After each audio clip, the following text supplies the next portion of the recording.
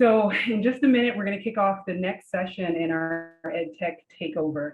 So I'd love to know where everyone is currently. Are you in Pennsylvania, Philadelphia? I know some people are coming in from Texas. So in the chat, if you would for me, just put where you're currently located so we can get some situational awareness around who's in the room. Orlando, New Jersey, a lot of Phillies, North Carolina, Germany, Hallo, Gates, Philadelphia, beautiful, Harrisburg, Pennsylvania, Brooklyn, very nice, very nice.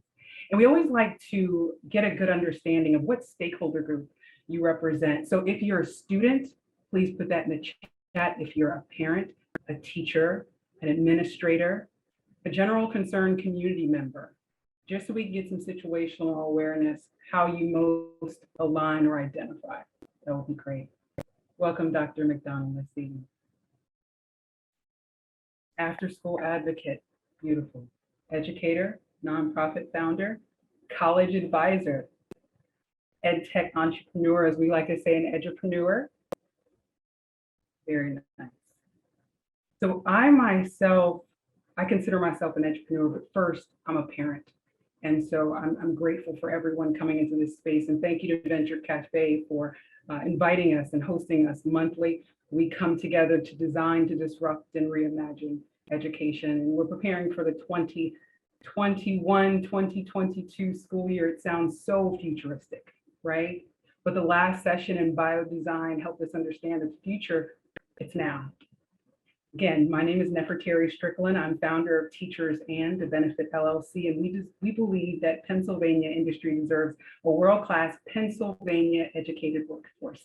So we come together monthly to connect, learn, and share. This is why we're here. And if you weren't able to attend that biodesign session, please look out for it to be released on YouTube because it was amazing. This edupreneur community, if you're not familiar, it's education-focused entrepreneur. We refer to it as an edupreneur. It's made up of education stakeholders just like you that are invested in supporting the future of education. And this month, we're proud to collaborate with many individuals, to include my co-host this month, Dr. Joycelyn McDonald. Joycelyn, welcome to the roundtable. Glad to be here. Thank you for having me.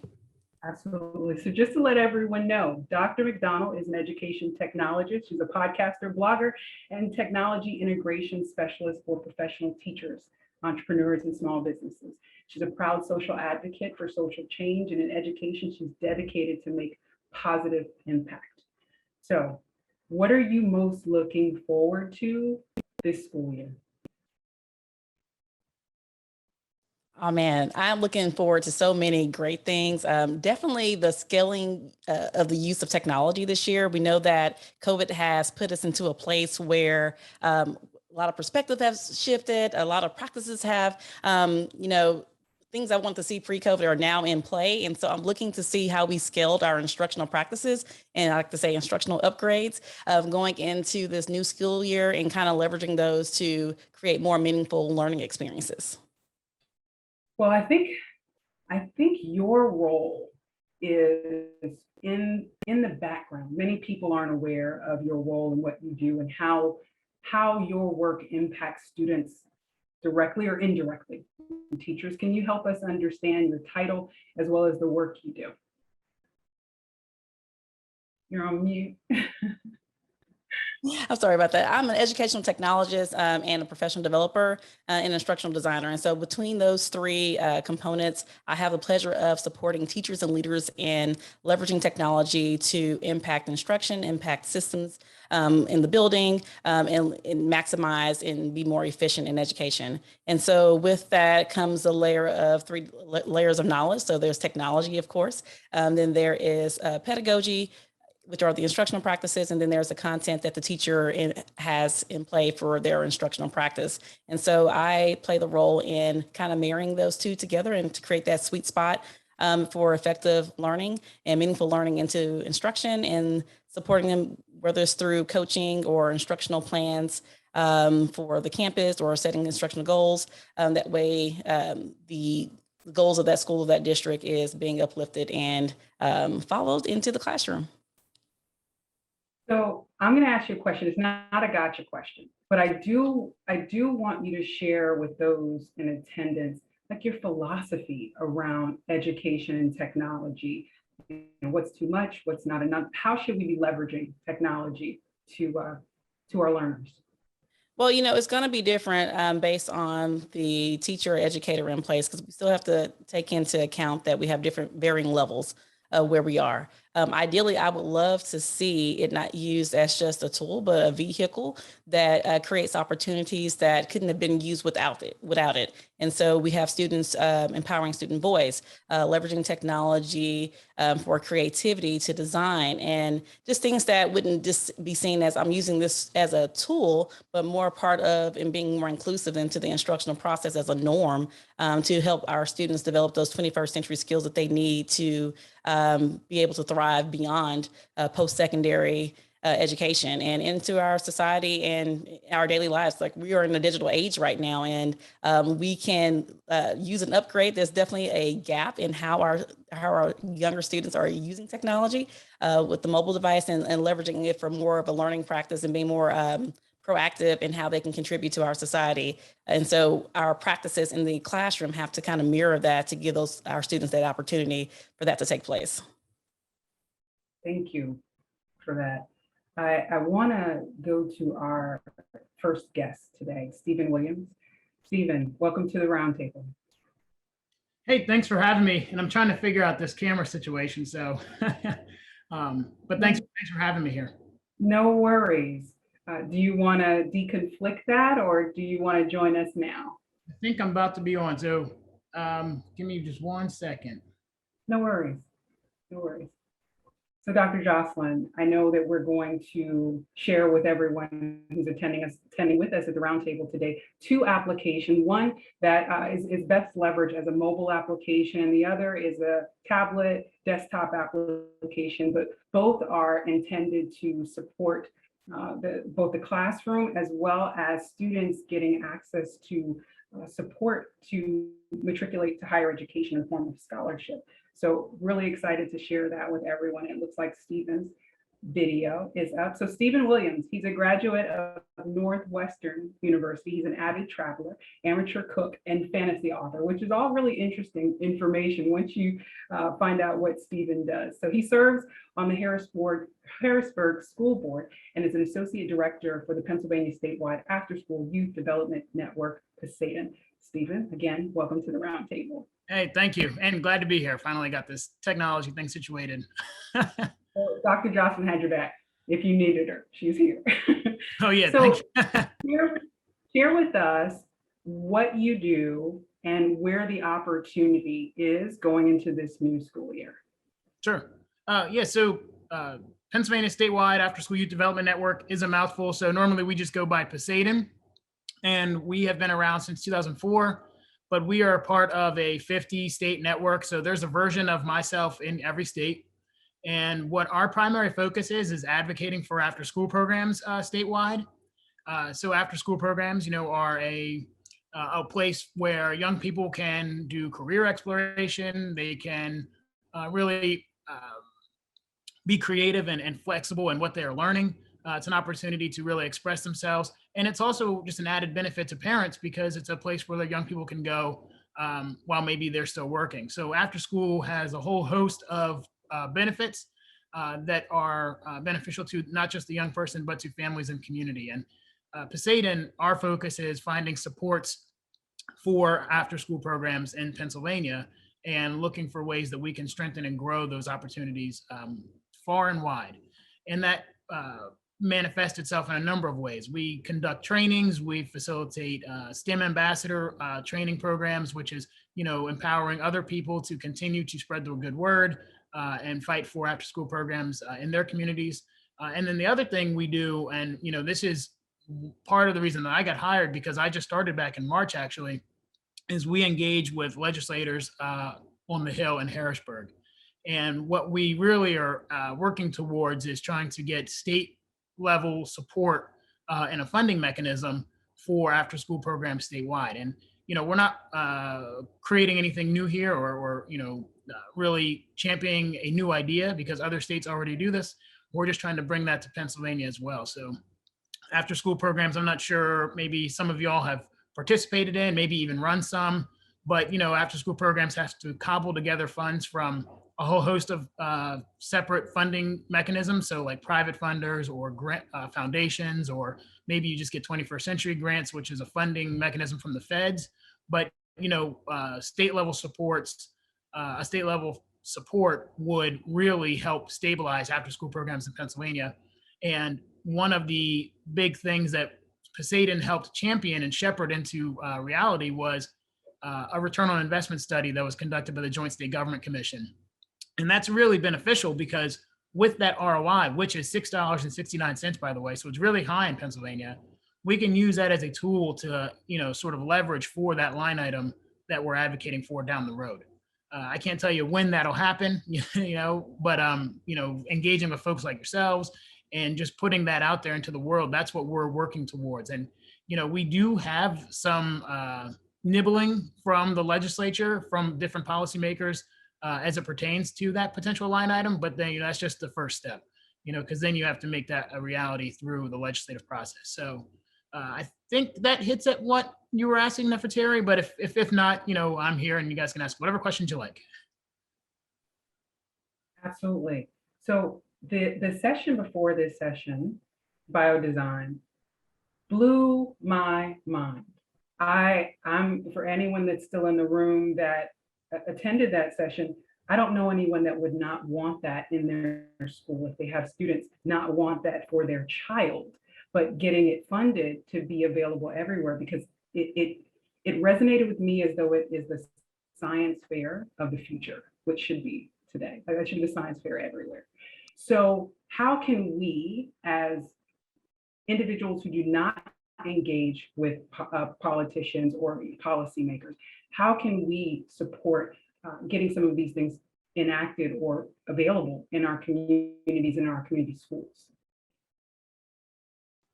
Yeah, that's an excellent question. And, part of it is cultivating a grassroots movement. And that can mean speaking with policymakers at, a more local level. It doesn't necessarily have to be talking with folks on the Hill. Sometimes there's a lot of gatekeepers and that can be a whole process. But one thing that I learned while working for the legislature, because that's where I was at before coming to Poseidon, is that when you are coming from the constituency, so if you are approaching this from a more local grassroots type approach, you will oftentimes get a lot more traction than if, for example, you're trying to come to Harrisburg and just beat down the wall, like doors, of legislators and, arrange meetings where, you're one of maybe 10 people who have come through that day, all asking for something similar. So if you are approaching this from a more local perspective, you're talking to your school board, you're talking to your superintendents, you're talking to your locally elected officials like your city council and mayors, who, depending on where you're at, maybe Philly might be a little tough, but like Harrisburg, for example, these are very accessible people. And so approaching them first and foremost, and they will definitely have the connections. And if there is this, community-wide interest or desire, and that is known or made known, then you'll start to see real change happen. And I can give you a perfect example, less related to the work that Poseidon is doing and just more related to what we're seeing here in Harrisburg. When I got elected to the school board, it was because the community rallied around a few folks who were running for office because the previous school board was just rather nefarious. And so, that was change that happened not quick, but everyone from big business down to just folks, community leaders and parents and families, they were able to rally behind a common cause. So doing a lot of stuff local will mean we'll get a lot of things done more quickly than trying to constantly, talk to legislators up in Harrisburg. But that doesn't mean that you shouldn't do that. I just think that oftentimes gets more attention than might be necessary, and the local efforts get less attention than is needed, if that makes sense. It does. If anyone has any questions for Stephen, Dr. McDonald, or anyone that's a part of the roundtable today, you can use the chat, you can use the hand raising function. We would love to hear from you. So Stephen, we have, again, two software applications that we'd like to share with everyone. So Dr. McDonald, do you mind introducing the first? Oh, it's my pleasure. I would like to introduce Mr. Moshe Freed. He is a licensed clinical social worker with a private practice in Brooklyn, New York. And for more than a decade, he has helped hundreds of kids and their parents work with teachers to achieve highly effective outcomes. And one of his primary goals is to simplify frameworks for teachers that establish strong relationships with students. And he draws from his research that suggests that teachers' encouragement is powerful and that very often our kids who need the encouragement the most get it the least. And so this idea has inspired him to develop the application Class Stars that makes it incredibly simple for teachers to record critical student information and helps bring to the forefront those students who need teachers' attention and their encouragement the most. And so I'd like to bring on Mr. Moshe Freed, and if you can just share with us what solutions and more specifically that Class Stars provides for us. Thanks so much, Dr. Joycelyn, and thanks so much, Neferteri, for putting this together and for bringing me in to be able to share with this great crowd. It's great to see so many people coming together. And like you mentioned, Dr. Joycelyn, we are living in a digital world, hence we're all here together virtually, digitally. So that's something that's very, very real. So the idea here, when I came into education as a social worker, I was working with kids privately, one-on-one, taking them out of their class, working with their teachers, working with their parents. And two things jumped out at me really, really quickly. Number one is that teachers were terribly overwhelmed and overburdened. Any problem that developed in a classroom became the teacher's problem, and very little consideration was given to the fact that teachers are actual human beings with the natural limitations of actual human beings, of time, energy, things like that. Everything was just piled on. And the second thing was that by the time the kids were brought to my attention, they had been struggling for a very long time. This was not a problem that just started last week or the week before or even a few months ago. In many cases, it was years of struggle before it was addressed, brought to my attention as a social worker, as an outside person, sort of an outside person, so I was still within the school. And I was thinking that this is too much. We're playing catch up. We're being reactive. We're waiting for something to happen. We're surprised when it happens, and then we have to figure out some response. And that's not the way to do it. We have to be proactive. We have to be prepared. We have to understand human behavior. We have to understand what motivates kids. We have to understand what helps kids get themselves under control. So I started, talking to teachers about this, and there's a lot of research out on this. And I see Phyllis is writing in the chat that as a teacher of over 20 years, she knows the impact of student-teacher relationships. It's so true. We all know it. The problem is, how do we gauge it? How do we measure it? How do we know that we're actually doing it? Because there are kids in every classroom that don't feel that love from the teacher. I work with so many kids who told me they felt that their teachers hated them. Now, in some cases, perhaps they did, but the vast majority of the cases they didn't. So the framework is very simple. There are a lot of components to Class Stars, but we're going to focus on this because this is the heart and soul. And anyone that wants to learn more about it is obviously welcome to reach out, and we can have a longer conversation beyond this. But the first thing is that teachers need to engage students in a positive way. They need to have positive feedback. They need to the foundation needs to be one of positivity. Okay, now that sounds very simple. It sounds very obvious, but there are teachers that go unseen. So it's important for teachers to be mindful and conscious that they are engaging every child in a positive way every day. Okay, now this is not a point system. This is not something that kids need to earn, or if they're good, they deserve it. They deserve it just for being present. They deserve it because they're human beings, they're kids, and they need the support. So I'm gonna bring up a screen share here. I'm gonna do a quick demo, and I'm gonna show you how exactly the app works. So is everybody able to see that over there? I lost the rest of my things. So if somebody can just turn on their mic and let me know that the screen looks good, I'd appreciate that. Looks great. Good. Okay, great. Okay, now this is Class Stars. This is the dashboard after you set up. And as you can see, I'm going to use my mouse here so you can see where I'm pointing, but it's far more effective when you're using it on an iPad or an Android tablet that has a touch screen. It works on a Windows tablet too.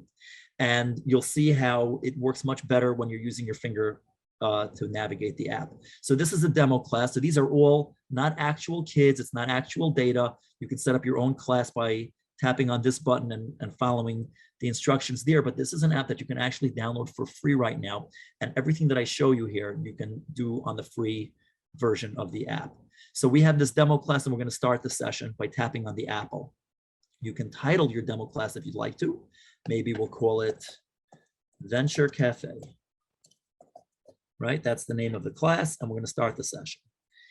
So the first thing that I'll tell you is that the seating chart that you see, the way the kids are situated here, can be customized however your class is set up. So however your class is set up, you want to set up the kids on the screen to look exactly the same way. This way it makes it super easy to find them, because the kids that are sitting in the back are going to be across the top row. The kids that are sitting in the front are going to be across the bottom row, so on and so forth, and that can be customized. So the first thing that I ask teachers to do, as I mentioned before, is to make sure to engage every child in a positive way. And when a teacher does that, they need to be mindful and keep track of it. When you give positive feedback to a kid, the way you record it with class stars is you just swipe up on the kid, just like that. So as you're going through your day and you're giving positive feedback to different kids, you're going to be swiping up on them, okay? And you'll notice that every time I swipe up on a kid, there's this little green meter that goes up. And that meter keeps track of the last 2 days of positive feedback. So this way a teacher can look at this, and you don't have to give everybody positive feedback all at once. Obviously, that's not effective. You can break it down into, let's say you can break your class up into groups of 5 and take a minute, give a handful of kids positive feedback, and then sometime later come back to the next group. But like this, you're going around and you start your day looking at this dashboard and seeing who are the kids that have the least positive feedback, and you prioritize those kids. No kid should come to school and go home without getting some kind of positive interaction from their teacher. So that's step 1. Step number 2 is how we look at misbehavior. And just the other day, I was having a conversation with a group of people, and we were talking about how in certain schools, in certain districts, in certain communities, the minute a kid starts misbehaving, obviously this is at a certain age already, law enforcement is called in. The bias against certain specific communities, and I don't know how in-depth I need to talk about this. I think those of us that are involved in this know this good and well. Teachers are just jumping the gun, scared to deal with the situation. And the reason is, in my opinion, besides for whatever biases a person might have, there are 2 components to a misbehavior. There's one component in the fact that it is disruptive and difficult and annoying to the teacher, and maybe even disruptive to the entire class when a student is misbehaving. But there's another component of misbehavior where it's the child is reaching out for help. The kids are asking for help. They're trying to do the right thing. They want to get it right. They want to learn. That's what they're there for. And I'll explain the color in a moment. The color where I see Shawntia asked about that. But kids struggle, but they don't always have the best ways to come and ask for help. Sometimes the way that they come and ask for help is by misbehaving, is by trying to catch our attention in some kind of dysfunctional way. Okay? Now, if you ask a teacher, what do you respond to? The cry for help or just, law enforcement? Every teacher will tell you they respond to the cry for help. But here's the litmus test. How do you know if you're really doing the cry for help? And the litmus test is very simple. If a child acts out in a mild way, that's not so disruptive, do you take that seriously, or do you ignore it because you're too busy teaching and wait for it to escalate and elevate to a point where now you've had no choice but to address the issue? And unfortunately, it is very difficult to keep track of misbehavior. And how do you measure progress on misbehavior? The way we measure progress on misbehavior is when you have a reduction in either the frequency or the intensity level of disruption of the misbehavior. But that means you have to be recording a lot of misbehavior and keeping notes or using some kind of a point system. It gets complicated. So ClassStars has a super simple way of recording misbehavior. If a student does something that they're not supposed to do, all you need to do is swipe down on their picture, just like that. And that records that the child did a misbehavior at a specific time. Everything that you record here is timestamped because the timing of when things happen are critical in understanding the patterns of behavior. But besides for just swiping down, you also have the opportunity to rate the intensity, the level of disruption of the misbehavior on a 5-point scale, which you also have when you swipe up. When you give positive feedback, you can also rate the quality of the feedback that you're giving, how good it was on a 5-point scale. So a swipe and a tap gives you that something happened with a specific student at a specific time and qualifies it on a 5-point scale. It's a lot of data that you can gather in less than a second.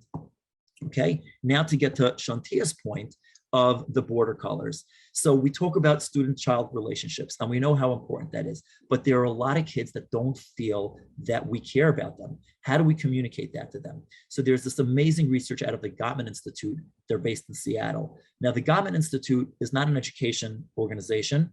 They study relationships, and they can do something that's amazing. They can watch a couple discuss a disagreement for only 3 minutes, and with over 90% accuracy predict if the couple will still be together in 10 years. And it sounds amazing. And whenever I tell this to people, I get these raised eyebrows and it's shocking. But what's even more amazing is that in a minute, you'll be able to do it too. Because all they need to do to know the quality of the relationship is during an argument, count the number of compliments and criticisms that are given. And what they have found is that couples in a strong relationship, even when they argue, still give 5 compliments to every criticism. And couples in a relationship that's not going to last only give 0.8 compliments to every criticism. So there's a huge disparity in the ratio of compliments to criticisms, depending on the quality of the relationship. And I thought about how that plays out in a classroom environment, because those kids that are acting out, those kids that are asking for help in perhaps the most dysfunctional of ways, are they getting 5 times the positive feedback to the dysfunction that they're having? In most cases, they're not. And the reason is very simple. How do you do it practically? It's just impossible to do. But Class Stars makes it super simple. The border color around each kid actually reflects the ratio of the positive feedbacks to the misbehavior records. So if a student has, in the beginning of the year, everybody has a gray border color. There's no color to it at all. And if the first thing that's recorded is a misbehavior, if the first thing that is recorded as a misbehavior, the border color will actually be red. If there's more negative than positive, the border color will be red. And that's not intended to penalize the child. That's a reminder for the teacher, you need to catch this kid being good. So you give more positive feedback. That kid is prioritized for more positive feedback. And as you swipe up on the kid, when the ratio switches over to a 1-to-1 ratio or better, the border color will turn orange. It turns yellow at 3-to-1, blue at 5-to-1, and green at 7-to-1. So a teacher who's using Class Stars can actually identify the kids that need their support the most based on 2 very important criteria. Number 1 is that every kid needs every day. And number 2 is the kids that are struggling need even more. And obviously, we're short on time here. I want to leave time for other people as well, but we have amazing dashboards and charts that plot out this data across timelines so you can actually see how things are going. You can see when kids are improving, when there's a decrease in the number of swipe downs, you'll see that as well. So the charts and dashboards that we have really make it easy to identify problems really quickly and to see if your interventions are working. So again, like I mentioned earlier, there's a lot more to it, but in a nutshell, this is the heart and soul of Class Stars. And if anybody has any questions, I'm happy to answer. Is there a question in the chat? Do you all have a question for Mr. Freed?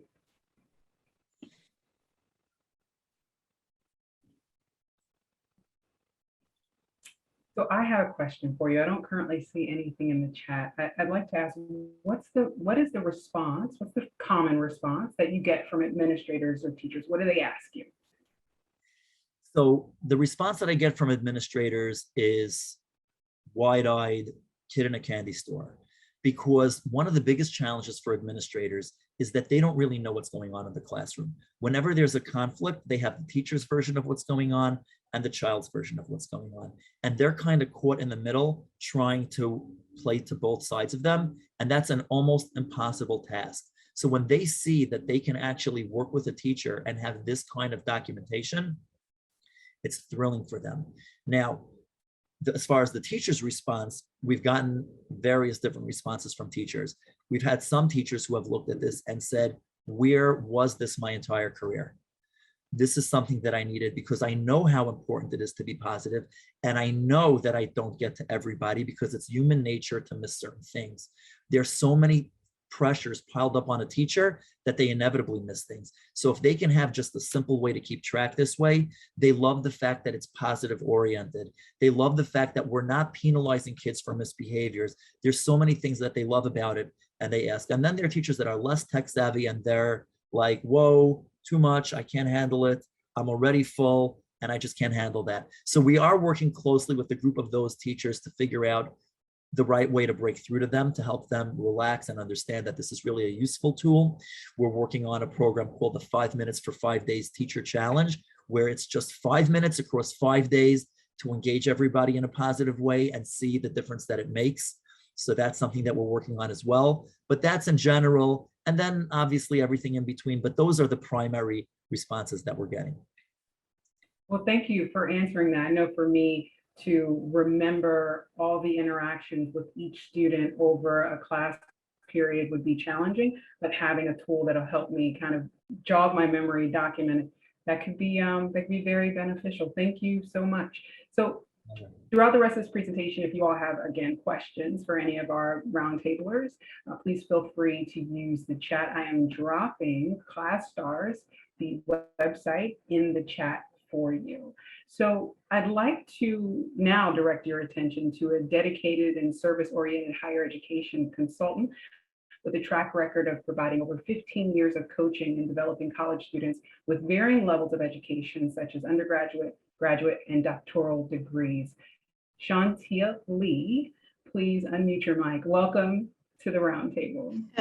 Thank you so much for having me. I love how you just streamline that topic. So, because I gave a lot. So thank you so much for having me. Pleasure to be here. Excellent job on your presentation, Moshe. I wish your app was around when I was in school, because I probably would have stayed out of the principal's office. So they gauge my interaction with my teachers, but absolutely. Thank you so much for having me. So unfortunately, I don't have a demonstration because our app is actually under redevelopment, which is excellent news for us, making some enhancements. But I do want to just inform you on cool things that we're working on here over in College Thriver, which is the education platform for student success. So basically what I've done is I've merged my experience as a first generation minority college student, meaning my mom doesn't have a college education, my dad has a GED, and let's add on that I was raised in a rural area. So when you're raised in a smaller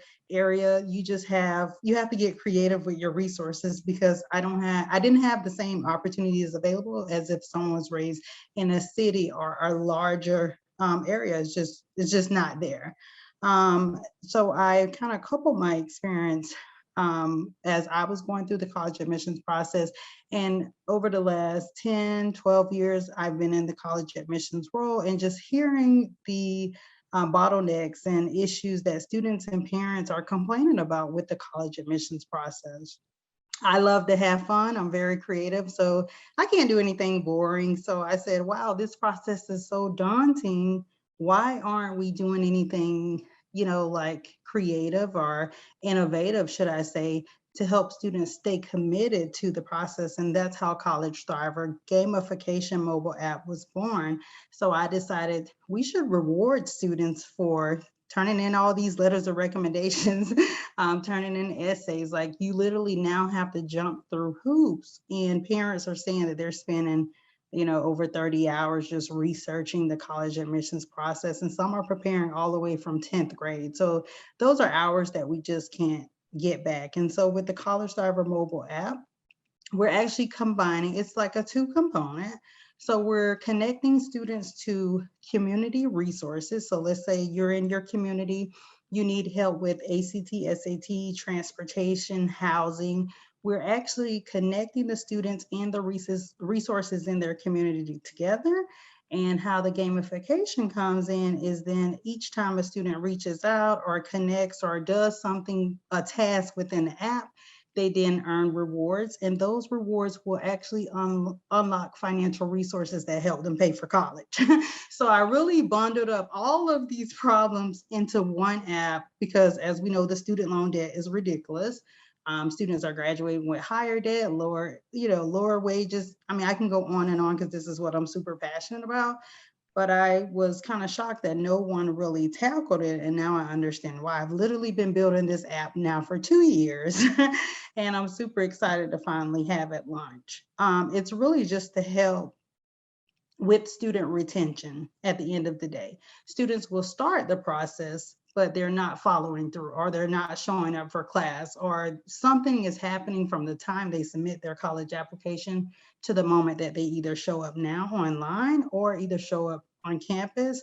And so I just got real creative and said, well, how can I help these colleges retain our students, because we need this degree so that we can obviously disrupt the equity gap for minority students. So super excited about what we're doing. I actually meet with my developer next week, and hopefully I'll see some mock designs. You can connect with me on my website. It's already dropped. Thank you. I was gonna say I'll drop it in, and if you have any questions, feel free to reach out, and thank you for the hands up. Or the high five. Dr. Johnson, go ahead. Yes, I have a question. So how does one, a parent as myself, my son's 17 this last year in high school, how does a parent like myself or someone else get involved, or second part to this is how can schools get involved to kind of leverage this process to support students within their capacity to work toward those incentives to kind of meet the goals? Well, that's why I need to book a consultation with you, because that is the part that I need most help with. I have several connections with directors of admissions or enrollment and student affairs, and they see the value, but my biggest thing is, okay, how do we, funnel this down into, do I want to do subscription based? Do I want to do membership based? And so that's actually what we're working on. So my first whole year was building the platform. Now the second component will be, okay, yes, because I do have parents and students. I do a lot of webinars and go to a lot of college fairs and scholarship fairs, and students are following us, but how do they continue to stay involved? That is the part that we have to work out now. But that's an excellent question. Drop me your consultation link. Yes, ma'am, sure will. It's interesting because everyone comes to the roundtable in a different phase of their development or life cycle with their business, their organization, or their idea, right? So you're far enough along, but there's still more to go for you. Yeah, absolutely. And I'm happy to be very transparent, because when we do launch, we know that this will be a super successful, which is why it's probably taken this long to build it out. It's a grand vision that I have, and just rolling it out in milestones. I don't know how to do that. I just went for the the whole thing all up front. So absolutely. So my oldest is headed to college just next week. So I wish that we're ahead of the power curve, because I would have loved to have a way to manage that process along with a counselor that helped. They have an online management system, but I definitely think that what you're offering the marketplace is needed. Thank you. I want to make sure that you know and learn to love Dr. Eve Hudson. I'm not sure if she's available right now to unmute her mic, but she is here at the roundtable. I know Dr. Eve has worked in administration in higher education, and she's there's an emoji, so she's listening. But she's also just a champion for first generation college students. Awesome. So that, and Dr. Reed. I'm here. I was taking it in. First and foremost, thank you for your work. I know that I've heard of your work and we've crossed paths, but yes, amazing. Now that I see your face, I'm like, oh yes, I remember. Yeah. It's like, shh, because I'm like, how could you even collaborate with some nonprofits that I can think of to help them with their students directly, right? Yeah. So even not with admissions. And I think about what kind of funding you may need in sponsorships, especially in this particular area. But I too would love to connect with you to see how we can help. Absolutely. I will drop my email address, and thank you so much, because we actually did say we was going to connect after the first meeting, and I guess life happened. And so now we're back. Right. But I'm hearing your work as well, and this is great. My question for you though is, maybe even for the group, what kind of connections do you need? Because excellent. How can we start telling people about what you're doing and finding ways to fit it into our spheres? I believe first and foremost, for me, I want to have a concrete pricing solution, because I don't want to just go to let's say you connect me with someone and they're like, okay, this is great. I still don't have that. So I would say as of right now, maybe just introductions, getting it out there, awareness, even coming in, speaking, doing workshops, just brand awareness. For right now, because I know the product is not ready. And that's been the thing that's actually held me back. My story is a little different because I won a pitch competition. I've secured 50,000 in funding already. So I have the money, which is most people's problem. They don't have the money. Mine is the other problem. I now have the money and I'm building the product, but because the product has taken so long to be developed, I haven't really, I guess, built that pipeline of customers. Awesome. Well, definitely talking, that we are here. Yes, I will shoot. I'm gonna send you my email and definitely will connect with you this time. I will not let time pass us by. No worries. All good. All good. Thank you. So if you have a question, please drop it into the chat or feel free to unmute your mic and ask the question. So Shawntia, I do have a thought, just connecting dots here. In your framework, where does the documentation of out of class time, after school activities, kind of that rounding of, what do they call it, a non-academic transcript, that rounding out of a student to make them eligible for scholarship? Do you have somewhere that lives in your framework? So just so I make sure I understand the question, you're saying like, where in the framework would they be able to, are you talking about like volunteer hours? I guess I'm trying to understand the question. It could be volunteer hours, participation in some type of extracurricular activity. He unmuted his mic, so he knows I'm, I'm trying to volley to him, Steve. If you have an idea about this, take it away.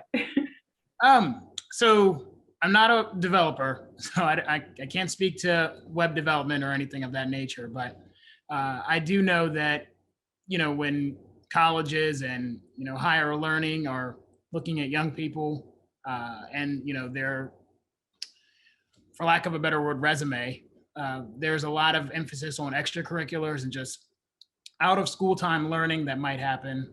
Okay. And we've seen obviously a big push for strengthening this due to COVID. The American Rescue Plan put billions of dollars into out of school time programming. Now Pennsylvania didn't maybe utilize it like it should have, but that was clearly a push from the feds, and it's going to be more and more of a push. Oh, okay. If So there's it's like the mentoring or the after school programming, things of that nature? Yeah. For example, I'll just give you an example. When I was in high school, I was in youth and government. Youth and government's run by the YMCA. It's the reason I, got a job in working for the legislature, and it's the reason I'm here now working for Poseidon.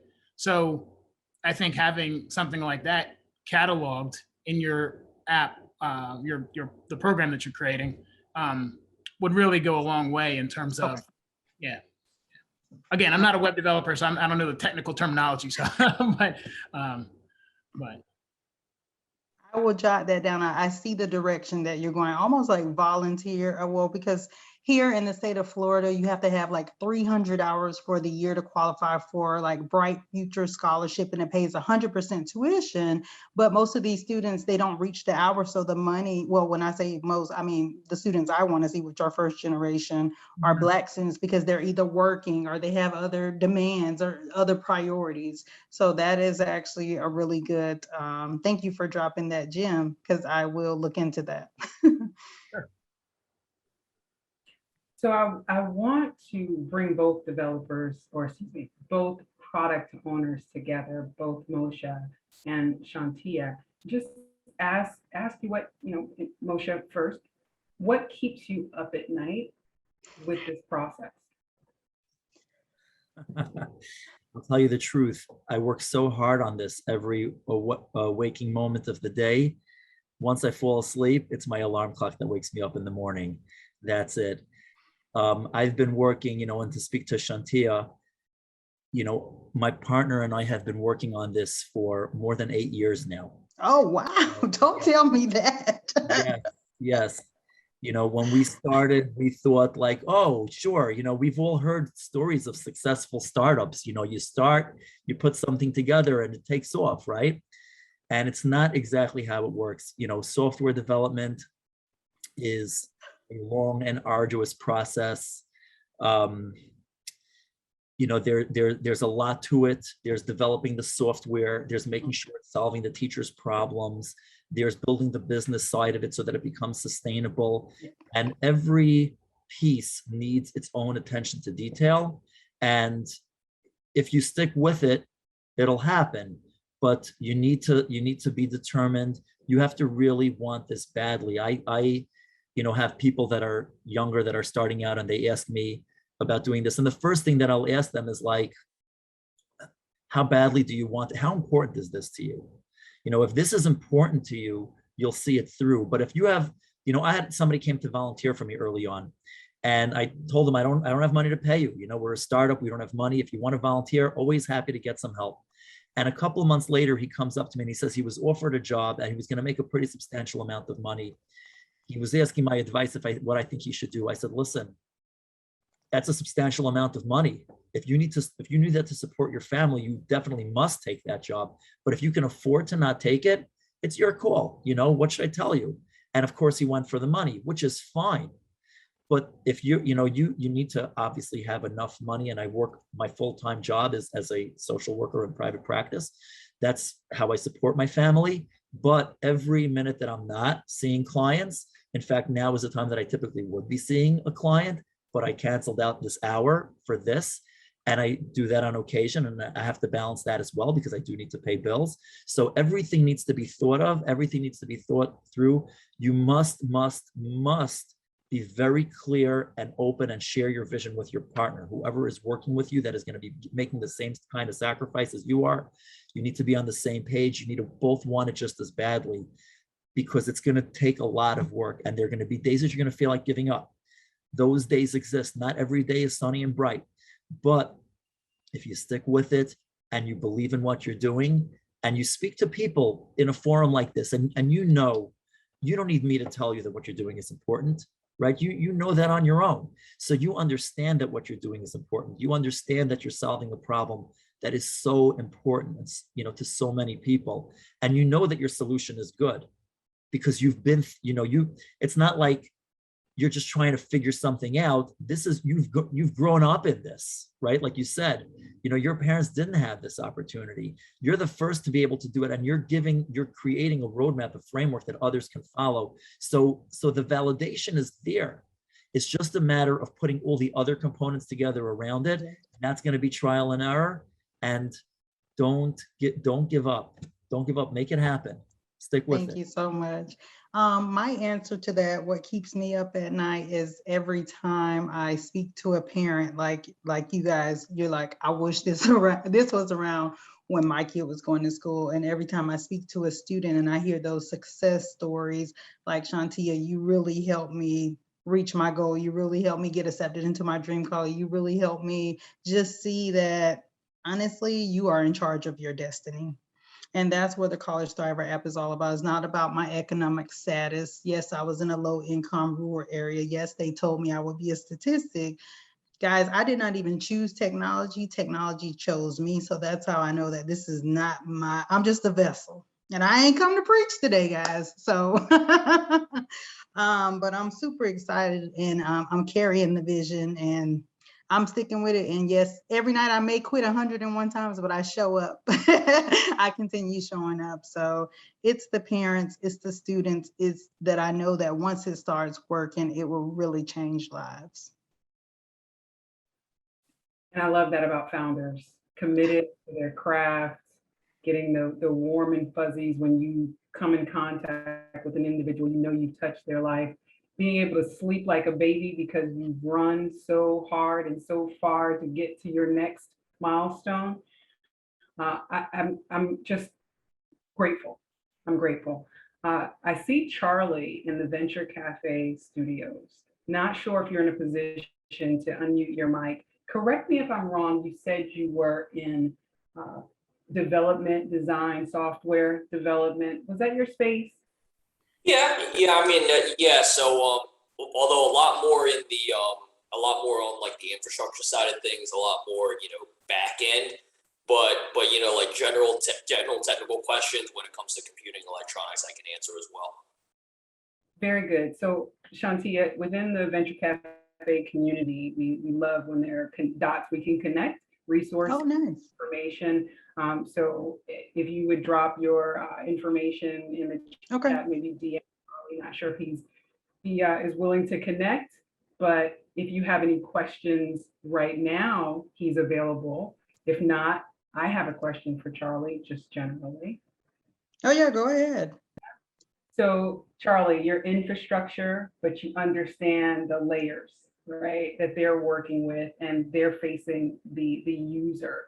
So with the iteration process, needing to roll out new versions, the security, the things that Shawntia needs to be thinking about right now, what advice do you have for her for creating a plan from a non-technical space to communicate with her technical team?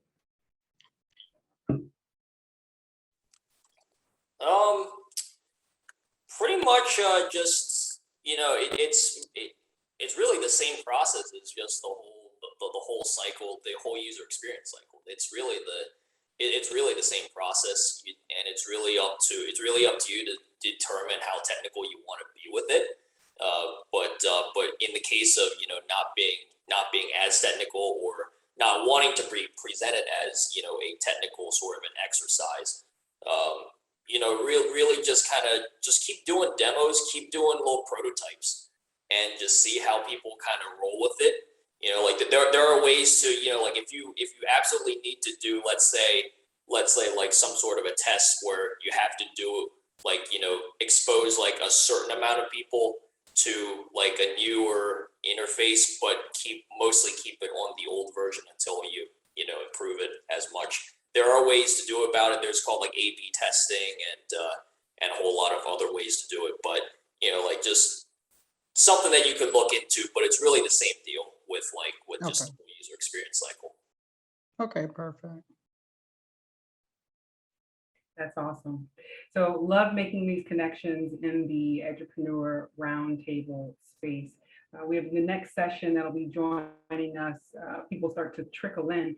We have podcasting in education, and then why cyber, why now? So we'll be looking at cybersecurity in education.